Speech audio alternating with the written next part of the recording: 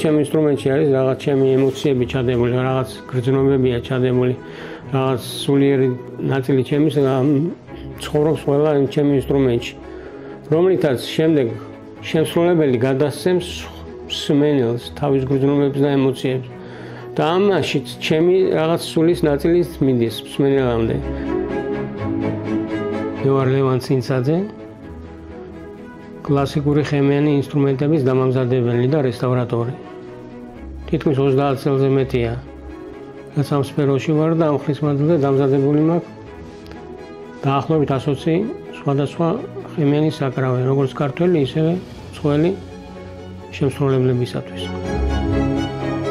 მუსიკის ინტერესი ჩემით არ მოსულა, ხო ბავშვი, როგორც ეს ხდებოდა ხოლმე, რომ სკოლაში რო შედიოდა ბავშვი, პარალელურად შეყავდათ ხოლმე რაღაც სექციებზე, თქვათ ხატვაზე შეყავდათ ზოგი შეყავდათ თქვათ ცეკვაზე, ზოგი მუსიკაზე, მე შემოყვანეს მუსიკაზე და აღმოჩნდი ვიოლინოს კლასში. და აქედან ამ დაწყებული ამ პერიოდიდან მთელი ცხოვრება ვიოლინოსთან ერთად მოვდივარ ფაქტიურად. ჩემი ვიოლინოსთან ურთიერთობა განაპირობა იმანაც, რომ ჩემი დიდი ბებია, ჯამბაკურ ორბელიანის ქალი, ანასტასია ჯამბაკურ ორბელიანი იყო პირველი პროფესიონალი ქართველი ქალი მევიოლინე საქართველოში. და მისი მეთვალყურეობით და მისი მეცადინეობით დავიწყე მეც ასე ვთქვათ ვიოლინოზე დაკვრა. კონსერვატორია დავამთავრე როგორც მევიოლინე, მე კამერულ ორკესტრში ვმუშაობდი როგორც მევიოლინე და ვასწავლედი ასევე ბავშვებს ვიოლინოზე დაკვრას. და აი კონსერვატორის პერიოდში გამიჩნდა უკვე ინტერესი და სურვილი ამ როგორც ვიოლინოს როგორც ფიზიკური ნივთის შესწავლის და მისი უფრო დაწვრილებით გაგების. კონსერვატორიაში ყოფნისას რაღაც დასჭირდა ჩემ ინსტრუმენტს პროფილაქტიკური შემოწმება და მივიტანე ეს ინსტრუმენტი კონსერვატორიაში არსებულ სახელოსნოში სპეციალისტთან. და იქაურმა გარემომ ძალიან დიდი შთაბეჭდილება მოახდინა ჩემზე. აი ვნახე პირველად აი მიკრო რაღაც ინსტრუმენტები განსხვავებული, აი შალაშინები რაღაც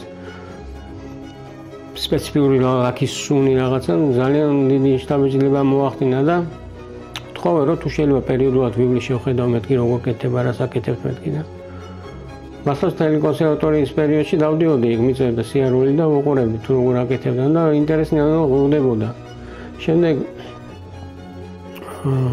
კონსერვატორიის დამთავრების შემდეგ ფაქტიურად მუშაობდი უკვე ორკესტრში და ნაკლები დრო მქონდა რომ დავყვავებულიყავი ამ სახელოსნოს სიარულით. მაგრამ გარკვეული პერიოდის მერე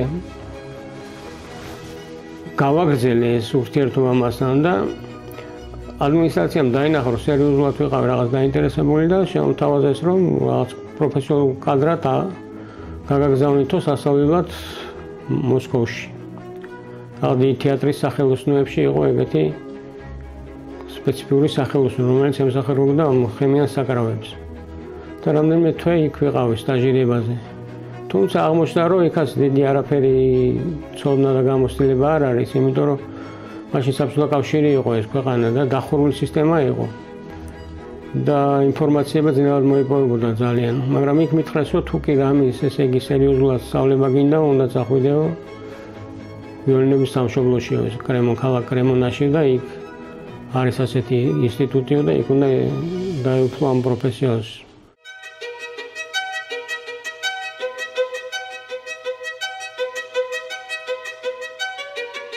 კრემონაში ამ პერიოდში დაახლოებით 200 სახელოსნო იყო ესეთი ვიოლინოები, სადაც კეთდებოდა, გარდა იმისა, რომ საერთაშორისო ინსტიტუტია იქ. სწავლება ამ კრემონის ინსტიტუტში ძირითადად არის ასწავლიან იმ ტექნოლოგიურ პროცესს, რომელთაც ეს ცნობილი ინსტრუმენტები სტრადივარის, გვარნერის, ამატის კეთდებოდა 300 წლის წინათ. აი იმ ტექნოლოგიის აღდგენა ხდება და აი ამ ტექნიკურ პროცესს გადიხარ სწავლით, თორე ისე მთელი ცხოვრება გრძელდება მერე სწავლა. გრძელი მარათონული გზა არის, სანამ დაიწყებ და სანამ ბოლოში გახვალ სწავლების წლებია საჭირო. და ამისთვის სერიოზული მოთმინების უნარი უნდა გააჩნდეს ადამიანს და აი რომ თქვა ჩემთან ხანდახან მოდიან ხოლმე და მე ვატყობ როგორი ესე ვთქვათ ტემპერამენტის ადამიანია, ის შეძლებს ამ სპეციალობის დაუფლებას თუ ვერ შეძლებს. ეს აშკარად ეტყობა ტემპერამენტზე ადამიანს. ამას შეიძლება ძალიან მოთმინების უნარი ქონა გრძელვადიან დისტანციაზე. და თავიდან შეიძლება ახლა იმედგაცრუება გამოიწვიოს, ახლა პირველი მეორე ინსტრუმენტი შეიძლება, მაგრამ როგორც კი ვთქვათ, პირველივე წარმატებული ინსტრუმენტი შეიქმნება, მე ახალი ენერგია მოდის, ახალი რაღაც სტიმული მოდის და აგრძელებ. პრესტიჟულია ძალიან ეს პროფესია მთელ მსოფლიოში, მაგრამ ჩვენთან როგორც ახალი ინსტრუმენტების შემქმნელი ესეთი პროფესია არ არსებობდა და დღესაც არ არსებობს. ფაქტიურად, მაგრამ აი სურვილი მაქვს ძალიან რომ ეს რაღაც სისტემური სწავლება ჩაეყაროს საფუძველი. ძალიან იჭერი ახალგაზრდობა მოდის და დარწმუნებული ვარ რომ ეს შეიძლება ახალი პროფესიაც კი გახდეს ჩვენთან და ამ თაობებს შესაძლებლობა მიეცეთ რომ თავიანთ თავ გამოხატონ ამ სფეროში. ნამუშევრის გასხვისება რთულია, მიუხედავად იმისა, არის ეს შეკვეთილი, დამზადებული თუ დამზადებულია საკუთარი ინიციატივით და ელოდება თავის ახალ პატრონს, მაგრამ როგორც საკუთარი შვილი ისეა რა ეს. რა ვიცი ახლა მე ორი შვილი მყავს, ქალი და ვაჟი. და ქალი გათხოვდა და წავიდა. ძალიან რთული იყო ეს ჩემთვის, მაგრამ ბუნების კანონია ეს. ესევე ეს ხელოვნების ნიმუშები იქმნება იმისთვის, რომ ეს იყოს შემდეგ გასხვისებული და ფართო საზოგადოებისთვის მისაღები და ვიოლინო უნდა იჟღეროს. თუ არ ჟღერს, მისი ფუნქცია დაკარგულია. თუმცა არის ინსტრუმენტები, რომლებიც როგორც ნივთი და როგორც საგანი წარმოადგენენ უკვე დიდ ღირებულებას და ის იჟღერებს თუ არ იჟღერებს უკვე მნიშვნელობა აღარ აქვს. არის სამუზეუმო ექსპონატებზე ვლაპარაკობ. თქვათ თორე ესე ძირითადი დანიშნულება რა თქმა უნდა ეს არის რომ მან უნდა იჟღეროს. ყველა ვიოლინო არის უნიკალური, არ არსებობს ორი ერთნაირი ვიოლინო, თუნდაც ერთი იგივე ხელოსნის, რომ აბსოლუტურად მსგავსი იყოს.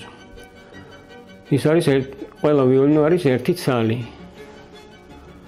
გააჩნია მე, რა თქმა უნდა, გააჩნია ავტორი ვინ არის და როდის მოღვაწეობდა და რა დაფასება ჰქონდა თავიდან, მე ვინ უკრავდა თქვათ იმის გაკეთებულ ინსტრუმენტებზე, თქვათ პაგანინის ვიოლინოს შეფასებელია, მაგრამ იგივე პაგანინი უკრავდა გვარნერის ვიოლინოზე, მაგრამ იგივე სხვა გვარნერები დღესდღეობითაც იყიდება და ჩვეულებრივ წარმოადგენს კომერციულ ნივთს. მაგრამ აი ვინ უკრავდა პაგანინის დაკრული აბსოლუტურად სხვა არის, ვიდრე თქვა შეიძლება თქვენს გქონდეთ გვარნერის ვიოლინო, მაგრამ ის გვარნერის ვიოლინოს ფასეულობა ბევრად ნაკლები იქნება, იმიტომ რომ იმაზე პაგანინი არ უკრავდა. გარდა ამისა, რა თქმა უნდა, ხმერე შენახვის ხარისხი, თქვა 300 წლის ინსტრუმენტი უმეტესწილად დაზიანებულები არიან ხოლმე და რესტავრირებული, მაგრამ არის უნიკალური შენახული ინსტრუმენტები, რომლებიც მაგალითად აი ისეა შენახული, რომ აი რომ დაამთავრა ხელოსანმა და გამოვიდა სტრადივარის რამდენიმე ინსტრუმენტი არსებობს, აი გეგონება გუშინ დაამთავრა და გამოვიდა სახელოსნოებმა. ის თქვა ძალიან ბევრად უფრო ძვირფასია და უნიკალურია თავის შენახვის ხარისხი და ასე ბევრი ფაქტორი განსაზღვრავს. აქ მე ყოველ დღე დავდივარ, ფაქტიურად დღეში 6-7 საათი მიწევს აქ ყოფნა. მაგრამ იმის დამეხევით თუ თქვათ როგორ გუნება განწყობაზე ვარ, შეიძლება მთელი ღამეც დავრჩე და ვიმუშაო. ჩემზეა დამოკიდებული, ასე ვთქვათ, ჩემს საქმეს, ასე ვთქვათ, ახალ ვიოლინებს თუ შეკვეთა არ მაქვს, როდის გავაკეთებ და რა დროს დავუთმობ. შეიძლება ერთი კვირა საერთოდ არ ვიმუშაო სიტყვაზე ამ ახალ პროექტზე და ეს ძალიან დადებითი მხარეა, თავისუფალი შემოქმედებითი მხარე, როცა გაქვს მაგის უფუნება, რომ დღეს მიხვიდე და ხვალ არ მიხვიდე და ზეგ მიხვიდე ასე. და ეს ძალიან მეხმარება, იმიტომ რომ როდესაც განწყობა და დადებით ემოციებზე ვარ, მაშინ უფრო კარგი ინსტრუმენტები გამოდის ხოლმე. გურავრჩეულ შულს აქვს ერთ თავის მოთხრობაში ესეთი ფრაზა, რომ ვნების სიმძაფრე არის შენებაში და არა აშენებული თქმობაში. აი რომ ვაკეთებ, მაშინ არის ეს რაღაც კონცენტრაცია, რაღაც გრძნობების, რაღაც აზარტის, ყველაფერი და რომ დამთავრდება, მე თვითონ აი დუნდები მართლა ადამიანი და უკვე გავიწყდება ეს უკვე წარსულია და იწყებ ახალი ინსტრუმენტზე ფიქრს და რაღაც, იმიტომ თვითონ ეს ჟინი ნების სიმძაფრე არის სწორედ ამ კეთებაში. რა შეცვალა ჩემ ცხოვრებაში ამ პროფესიამ? ფიქრობდი, სულ რა შეცვალა მეთქი და ერთი ვიცი რომ ამ პროფესიის გარეშე უკვე ჩემი თავი ვეღარ წარმომიდგენია მე და თქვა რა უნდა მოხდეს რომ ვიოლინო ხელში არ მიჭიროს ყოველდღე თქვა და რაღაცა არ ვაკეთებდი წარმოუდგენელია ის კი არა ვიოლინოზე ყოველდღე ფაქტიურად ვუკრავ კიდევაც განსაკუთრებით მაშინ როდესაც ტესტირება გადის ჩემი ვიოლინო ანუ ფაქტიურად ერთი ცხოვრებაა ვიოლინო და ჩემი მთელი ცხოვრების გზაზე ეს მომყვება და რა შეცვალა, ვეაფერი შეცვალა, როგორც იყო ისე ერთად ავართ სულ თავიდან ბოლომდე.